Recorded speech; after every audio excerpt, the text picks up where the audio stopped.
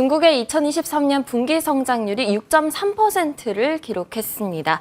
이번에 중국의 단체 관광이 재개된다는 소식도 들려왔죠. 이 점들이 우리나라의 화학기업 그리고 미국의 화학기업에 어떤 영향을 미치는지 한번 알아보고요. 또 두 번째로는 요즘 시장에서의 뜨거운 감자죠. 비만 그리고 당뇨 치료제와 관련된 투자 전략까지 세워보도록 하겠습니다. 케미칼 에너지 투자자문의 차홍선 대표 그리고 강혜경 제약시장 고문님 모셨습니다. 안녕하세요. 네, 안녕하십니까? 네, 먼저 차홍선 대표님께 질문 드릴게요. 네. 이번에 중국의 GDP 성장률이 6.3%입니다. 코로나 이전 수준까지 돌아갔고요. 또 최근 중국이 한국과 일본으로 또 단체 관광을 다시 재개한다는 소식이 들려왔는데요. 이 점이 한국의 화학기업들에 대체 어떤 영향을 주는 걸까요? 있죠. 그 앵커님께서 말씀하신 대로 이게 우리가 모르는 변수, 체크 못한 변수들이 지금 이제 이렇게 도출이 되고 있는 것 같아요. 그래서 보면은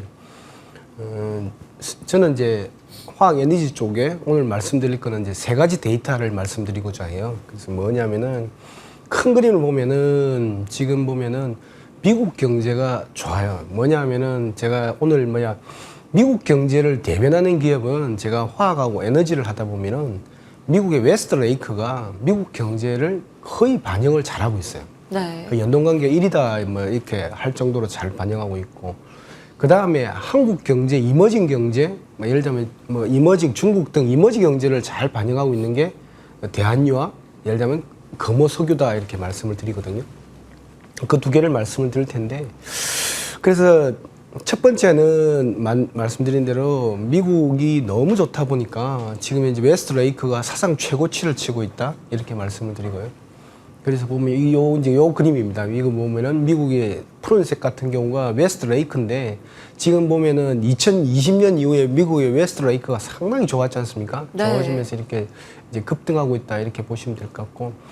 근데 이제 요 그림과 연동관계에서 말씀드리면은 제 첫 번째 그림 한번 보시면은 그러니까 중국의 지금 현재 분기별 GDP 성장률인데 분기별 GDP 성장률이 몇 %냐면은 6.3%입니다. 그래서 보면 여기 보시면 알겠지만 이 그림 자체를 모두 다 좀 등한시하는 것 같아요. 뭐냐면 그런데 이게 1분기 때가 4.5%였거든요. 네. 그래서 보면은 거의 2020년도에 보면은 거의 0%, 0%까지 성장률이 떨어졌는데 지금 현재 찍고 올라오고 있습니다. 그래서 보면은 그 코로나에서 터지고 나서부터 이제 올라갔을 때 이제 18%대까지 올라가면서 우리나라 주가가 이제 3,300포인트까지 터치를 했지 않습니까? 지금 보면은 1분기 때 4.5% 그리고 지금 현재 델타에서 벗어나고 있는 거죠. 지금 현재. 그래서 보면은 지금 이제 6.3%를 찍었다. 요게 중요한 데이터고요. 두 번째 데이터를 보시면은 그래서 중국이 의외로 지금 좋아지고 있다. 그다음 두 번째로 보면은 관광객 숫자입니다. 해외 관광객 숫자를 보시면 알겠지만은 중국이 6%대의 GDP 성장률을 할 때 보면은 해외 관광객 수가 밖으로 나가는 해외 관광객 숫자입니다. 숫자 보면은 계속해서 이런 올라가는 트렌드를 보이다가 맞아요. 코로나 때, 그 다음에 두 번째는 뭐 델타라든지 오미크론 때 보면은 굉장히 급격하게 떨어지는 제로 수준까지 떨어지는 형태가 보이고 있잖아요. 근데 지금 보면은 이제 관광객 수가 다시 늘고 있는 겁니다. 늘은 와중에 중국 정부도 제가 볼 때는 해외 관광객 수가 중국 GDP 성장률을 말한다고 보이지는데 지금 이제 한국하고 일본을 재개를 했지 않습니까? 네. 단체 관계를 재개했기 때문에 분기별 GDP 성장률에도 큰 영향을 미칠 것이다 이렇게 보고 있고, 이런 거를 이제 세 가지를 종합해 보면은 웨스트레이크하고 대한유하고 그림을 좀 비교해 볼 수가 있습니다. 뭐냐면은 그림을 보시면은 2008년도 때 보면은 중국이 먼저 경기 부양을 했어요. 4조 위안. 그러면서 이 붉은색이 대한유화 그림인데 급격하게 올라갑니다. 올라가는데 중국이 놀란 거예요. 너무 좋아진다는. 그러면서 이제 붉은색이 이제 거의 중국 등 이머징 경제를 나타내는 대한유화고 푸른색이 웨스트레이크거든요. 그래서 보면은 꺾었죠. 그래서 보면은 한 2010년도 때 보면은 중국이 오히려 경기를 축소시키고 미국은 꾸준히 경기 부양을 합니다. 왜냐, 발동이 좀 늦게 걸렸어요. 그래서 웨스트레이크가 좀 늦게 올라가는 측면이 있고요. 그래서 쭉 올라갑니다. 미국이 올라가고 중국이 올라갔다가 먼저 꺾였고, 그러다가 중국이 아차 싶어서 다시 경기 부양을 하면서 2018년도까지 미국하고 중국이 동반해서 좋아지는 그런 형태가 A 국면이었어요. A 국면이었는데 그다음에 2020년에 코로나가 터졌죠. 코로나가 터지면서 푸른색하고 빨간색이 같이 동반해서 하락을 합니다. 하락을 하는데 중국이 먼저 코로나에서 해방이 됐어요. 그죠? 그러면서 이제 B 국면에서 붉은색이 먼저 올라갔는데 네. 그다음에 중국은 델타가 걸렸죠. 그죠? 델타에 많이 걸리면서 그다음 백신이 좀 부족하면서 확 잠궈버립니다. 관광객 수도 잠궈버리고 그러면서 붉은색이 떨어졌고 미국은 꾸준히 화이자 백신을 맞으면서 올라갔죠.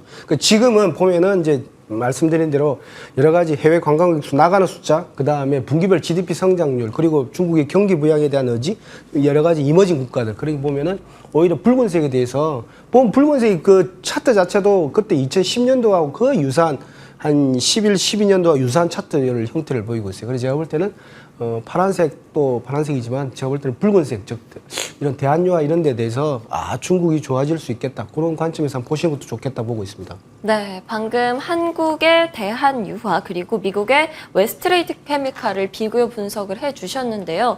그렇다면 웨스트레이크 케미칼 그리고 금호석유를 분석하면 어떻게 될까요? 예, 금호석유라는 단어를 우리가 시장에서 잊어버린 것 같아요. 네. 저는 금호석유의 주가, 향후 주가 흐름이 제가 볼 땐 포스코 홀딩스하고 유사하다 이렇게 보고 있거든요. 뭐냐면은 25조 원대에 머물던 포스코 홀딩스를 여러 가지 재발견을 했잖아요. 재발견을 통해서 지금 현재 50조까지 올라가는 기염을 통했는데 금호석유가 재밌는 게 뭐냐면은 금호석유가 그 최고치에 얼마 정도의 실적을 내느냐면은 5천억, 2021년에 1조 7천억의 순이익을 냅니다. 그래서 보면은 5천억 낼 때 어떻게 하냐면 5천억 낼 때 한 10배를 줘요. 피크타임 때. 금호석유는. 왜냐하면 합성곰의 세계 최고의 회사가 금호석유입니다. 오히려.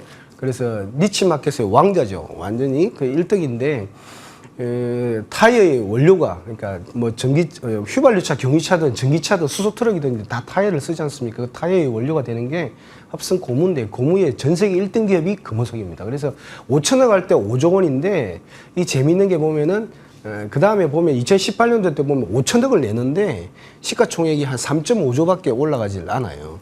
그리고 네. 2021년에는 1조 7천억이라는 숫자가 나옵니다. 붉은색이 금호석유인데 1조 7천억이라는 숫자가 나오면은 피크타임 때 기준으로 하면 17조 원 올라가야 되는데 반절밖에 안 나요. 왜 그러냐니까 포스코 홀딩스와 유사한 게 사상 최대의 실적을 내는데 주가는 반영을 좀 못해서 왜냐니까 너무 놀랬던 거죠. 너무 실적이 잘 나왔던 거예요. 1.7조에 10배 하면 17조가 나와야 되는데 반절밖에 못 받았는데 지금 현재는 이제 5천억대가 나올 거라 봐요. 올해 같은 5천억에서 제가 볼 때 한 6천억대 나올 거라 보기 때문에 바닥권에서도 6천억 정도 나오면은 뭐 예를 들면은 바닥권에서 보면은 뭐 한 20배 내지 15배 정도 주기 때문에 제가 볼 때는 9조, 10조? 뭐 이 정도는 형성이 돼야 될 것 같은데 지금 이제 한 4조, 3.5조 정도밖에 안 되기 때문에 제가 볼 때는 중국 경기가 돌아간다는 것 때문에 제가 볼 때는 뭐 금호석유에 대한 재발견이 있을 수 있겠다.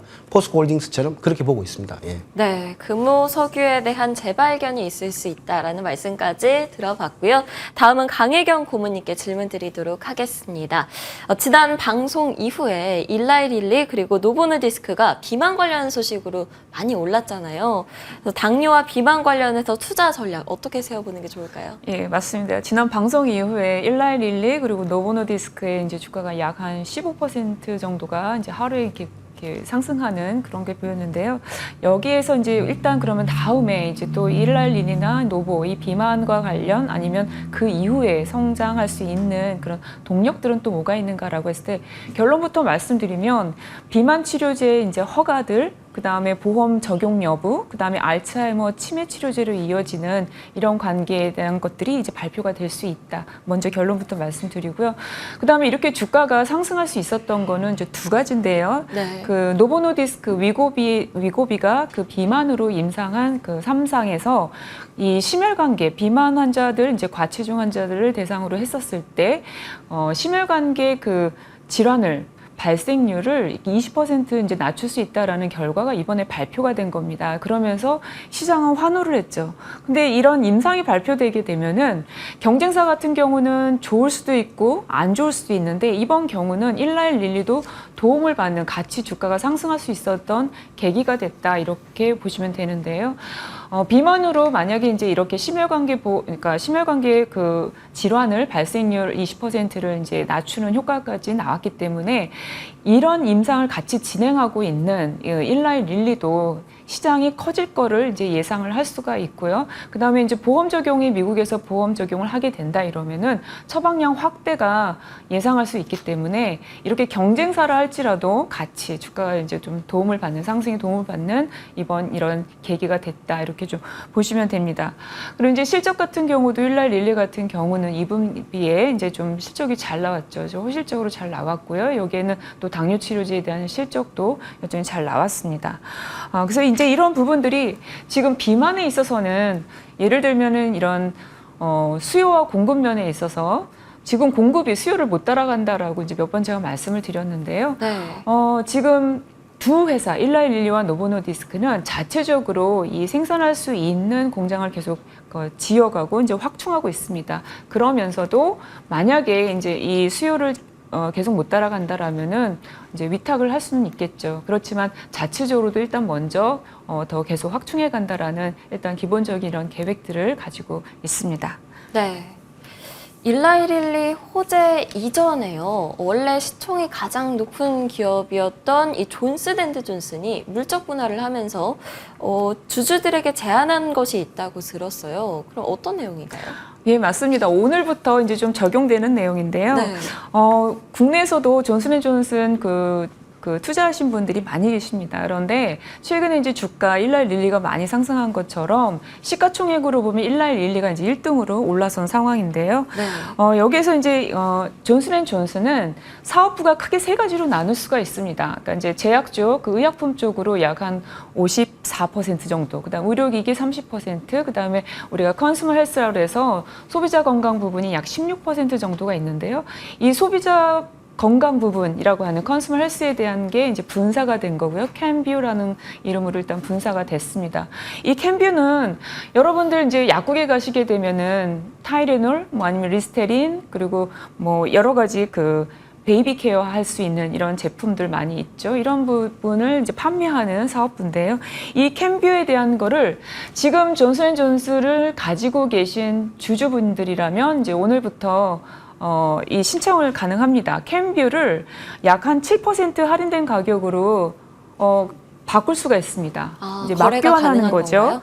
예, 그래서 이번 주에 좀 신청이 가능하기 때문에 이제 이런 게 되는데요. 상한선은 거져 있습니다. 그러니까 예를 들면 존슨앤존슨 한 주 가지고 이 캔뷰주를 예를 들면 8.0549주로 일단 리밋선이 나와 있습니다. 근데 그 안에 주가의 변동에 따라서 이 비율은 약간 달라지겠죠. 그런데 회사에서도 존슨앤존슨에서도 얘기하는 게 약 7%의 인센티브를 지금 고려하고 있다. 이런 식으로 지금 나와 있었습니다. 그래서 오늘부터 이제 주주분들은 이러한 거를 신청이 가능하고요. 이런 사례들은 지금 미국에서 그 주식을 이제 사고 파시는 분들은 좀 경험을 하신 분들도 있습니다. 그래서 주이나 뭐 듀폰 사례도 좀 참고해 보실 수는 있고요. 재미난 게 또 이제 국내에서도 국내 주식에 이제 좀 이런 그 적용을 우리가 좀 생각해 볼 수가 있는데요. 네. SK 이노베이션이 있습니다.